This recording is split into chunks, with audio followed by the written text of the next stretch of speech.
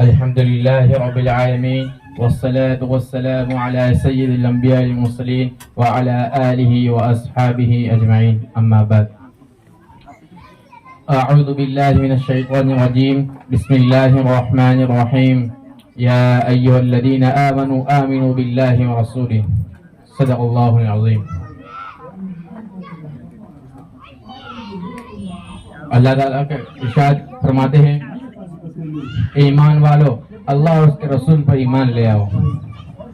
یہاں پر ایمان والوں کو مخاطب کیا ہے, مشرک کو نہیں کیا گیا, منافق کو نہیں کہا, بلکہ ایمان والوں کو کہا گیا یا ایھا الذین آمنوا باللہ ورسولہ. یہ نہیں کہا گیا یا ایھا الذین نافقوا آمنوا باللہ ورسولہ, بلکہ ایمان والوں کو مخاطب کر کے کہا گیا ہے.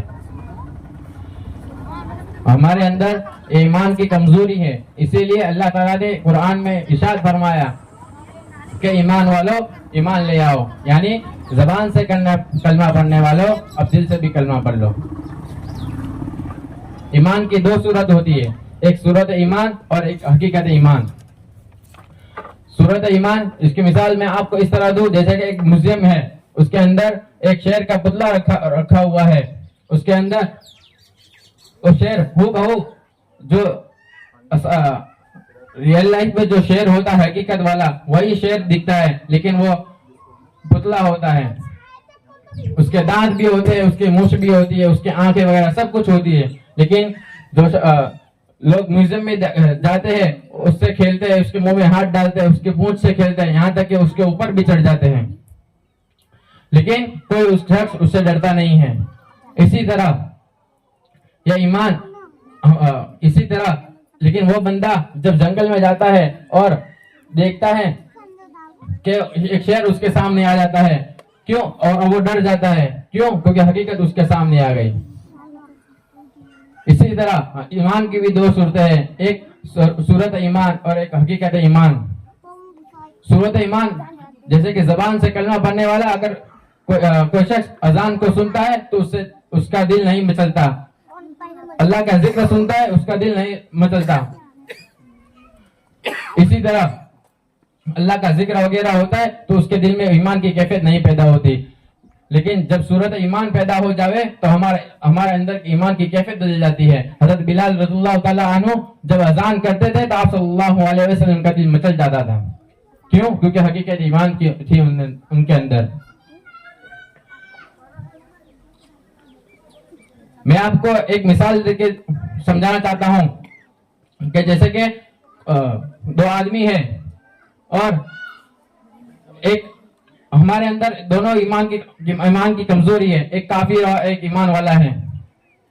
ایمان لے کر آیا بندہ, اس کے اوپر نماز وغیرہ سب فرض ہے, لیکن آج کے ماحول میں ہم دیکھیں کہ ایک مشرک اور ایک ایمان والا کھڑا ہے, اذان ہوتی ہے, دونوں باتوں میں مشغول رہتے ہیں. نہ ایمان والا اپنے راستے سے مسجد کی طرف جاتا ہے, نہ کافر تو وہی تو رہتا ہے, اس کو نماز وغیرہ کچھ فرض نہیں ہے. یہ کیوں ہوا؟ اس کے اندر ایمان کی کمزوری ہے. ہمیں اس ایمان کو بڑھانا ہے.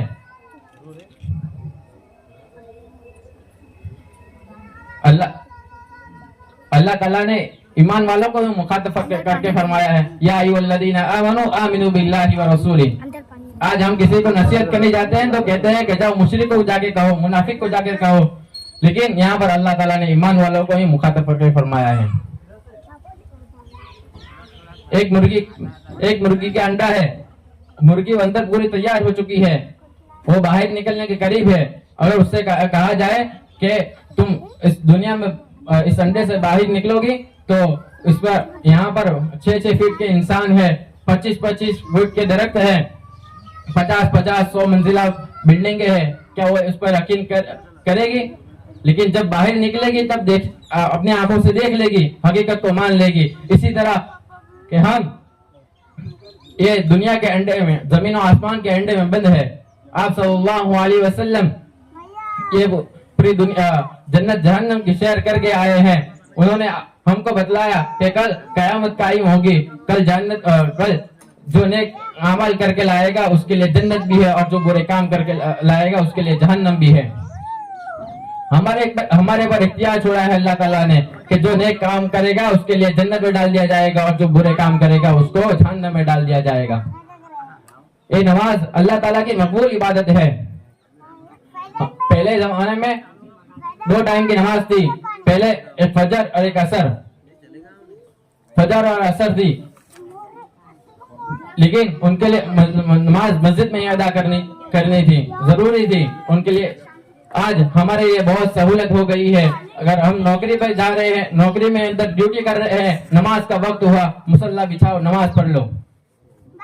اگر مصلی بھی نہیں ہے تو زمین کا دیکھو, زمین پاک ہے تو اس پر نماز پڑھ لو. اگر پانی نہیں ہے تو تیمم کر لو. پہلے زمانے میں تیمم کا نہیں تھا. ہماری امت محمد صلی اللہ علیہ وسلم تیمم کی اجازت دی گئی ہے, یعنی مٹی پر 2 ہاتھ مارو, چہرے پر پھیر لو, اور واپس مٹی پر ہاتھ مارو اور دونوں ہاتھ کو پانیوں پر پھیر لو, تیمم ہو گیا. عمار بن یاسر اللہ تعالیٰ عنہ ایک مرتبہ سفر میں تھے. ان کو جب غسل واجب ہو گیا تو انہوں نے سوچا کہ عام متن وضو کرنے کے لیے تیمم کرتے ہیں تو دونوں ہاتھ زمین پر مارتے اور چہرے پہ مارتے ہیں, اور دونوں ہاتھ پھر سے زمین پر مارتے اور ہاتھوں کو پھیرتے ہیں. لیکن یہ تو بڑی ناپاکی ہے, مجھے غسل واجب ہو گیا ہے. تو انہوں نے, وہ اکیلے تھے, تو انہوں نے وہ زمین پر کپڑے وغیرہ اتارے اور زمین پر لیٹ گئے اور الٹ پلٹ ہونے لگے. پھر آ کر آپ صلی اللہ علیہ وسلم کو بتلایا کہ اللہ کے نبی میں نے ایسا کیا. تو اللہ کے نبی نے کہا, اے میرے بیٹے عمار, اگر تم وضو کے لیے وہی ہے جو غسل کے لیے وہی چیز ہے جو غسل تم وضو کے لیے کرتے ہو, یعنی 2 ہاتھ مٹی پر مارو اور چہرے پر پھیر لو اور اپنے ہاتھوں میں پھیر لو. لیکن ہمارے لیے اتنی سہولت کی گئی ہے, لیکن ہم نماز نہیں پڑھتے ہیں. اللہ تعالیٰ نے, آپ صلی اللہ علیہ وسلم کا ایک حدیث کا خلاصہ ہے کہ جو شخص 5 وقت کی نماز پابندی سے پڑھے گا تو اللہ تعالیٰ اس کے لیے 5 پروانے عطا فرمائیں گے. پہلا, روزی کی تنگی دور کر دیں گے. آج ہم روزی کے لیے کہیں بھٹکتے ہیں, لیکن اللہ تعالیٰ نے نماز میں روزی کا مسئلہ حل کرنے کے لیے فرمایا ہے. اور دوسرا, قبر کا عذاب ہٹا دیا جائے گا. تیسرا, پلسرات کا راستہ آسانی کے ساتھ گزار دیا جائے گا. چوتھا, نام اعمال سیدھے ہاتھ میں دیا جائے گا. اور 5واں, بغیر حساب کتاب کی جنت میں داخل کر دیا جائے گا. دوسری حدیث کا خلاصہ ہے, جو شخص 5 وقت کی نماز پابندی سے پڑھے گا تو اللہ تعالیٰ کی اس کی ذمہ داری ہے کہ وہ اپنی ذمہ داری سے جنت میں داخل کر دیں گے. لیکن ہمیں چاہیے کہ ہم 5 وقت کی نماز جماعت کے ساتھ پڑھیں. اگر جماعت نہیں ہوتی ہے تو اپنے گھر پہ بھی نماز پڑھ لے, اپنے دکان وغیرہ میں نماز پڑھ لے. آج ہم دیکھتے ہیں کہ صرف جمعہ کے دن مسجد بھری ہوئی رہتی ہے.